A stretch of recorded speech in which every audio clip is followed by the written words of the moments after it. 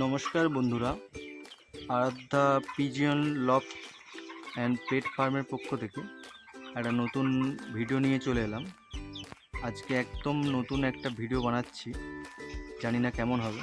অবশ্যই সবাই দেখবেন আর আমাকে অবশ্যই ভিডিওটা দেখে সাপোর্ট করবেন। তো আজকে আমার বাড়িতে নতুন অতিথি এসেছে। নতুন অতিথি বলতে আমি নতুন নিয়ে এসেছি। এইগুলো আগে আমি এমনি এগুলো পুষেছি, আমার বাড়িতে আগে আছে। তো একদম আজকে জিরো বাচ্চা এনেছি, ব্রয়লার মুরগির বাচ্চা।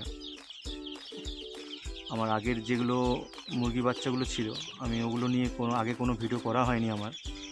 তো আজ ফার্স্ট টাইম ভিডিওটা করছি।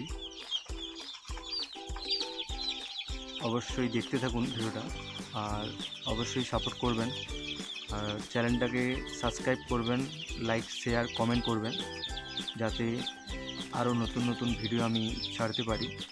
আর আপনাদের কমেন্টের দেখে অবশ্যই আমি আগ্রহী হতে পারি, যাতে ভিডিওটা নতুন করে বানাতে পারি। তো আজ আমি ব্রয়লার মুরগি টোটাল 50 পিস বাচ্চা নিয়েছি।